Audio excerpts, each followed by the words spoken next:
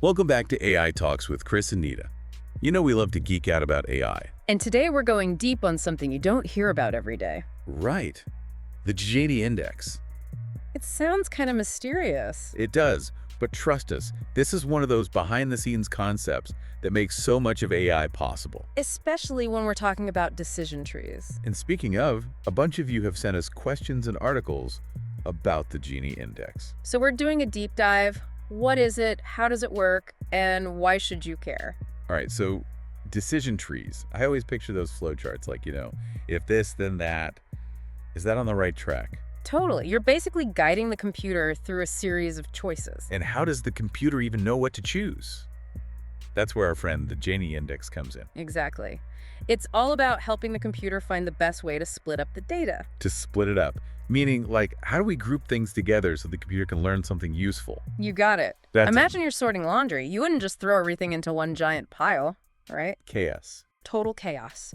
So you start separating things. Maybe you make a pile for shirts, a pile for pants. That's what a decision tree is doing with beta. Makes sense. But how do we know which piles are the best ones? That's the Gini Index at work, right? Yep.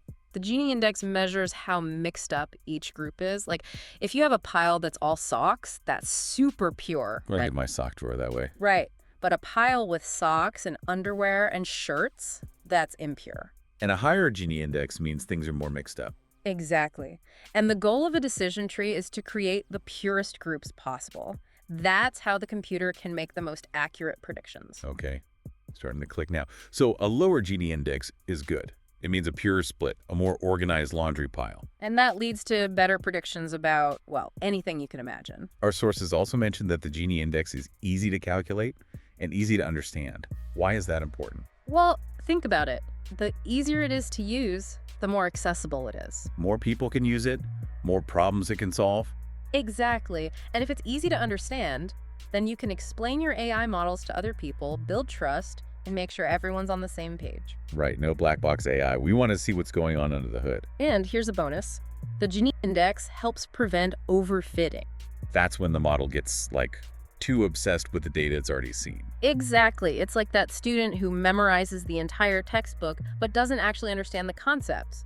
They might ace a practice test, but they'll bomb the real thing. So how does the Gini Index prevent that? By keeping the decision tree simple, it encourages the algorithm to choose splits that are general enough to work on new data. So it's like saying, hey, don't get too hung up on the details.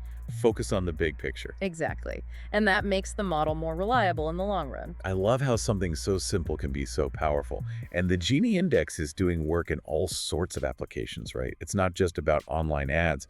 Oh, absolutely. Think about medical diagnoses. You could use a decision tree to predict the likelihood of a certain disease. The Gini Index helps make sure those predictions are accurate and reliable, which can lead to more effective treatments. That's incredible. It sounds like the Gini Index could have implications even beyond AI too, right? Totally. In fact, it's already used in economics and social sciences to measure things like income inequality. Whoa, so we're talking about using it to understand the distribution of wealth, access to resources. Exactly. It's a way to measure how mixed up things are in a broader sense. Mind blown. So we've seen how the Gini Index helps make AI more efficient and reliable. But it's also got this whole other life in economics and social sciences, helping us understand inequality in all its forms. Makes you wonder what other insights we might uncover by applying this concept of impurity to the world around us. Something to ponder. Thanks for joining us for another AI Talks Deep Dive.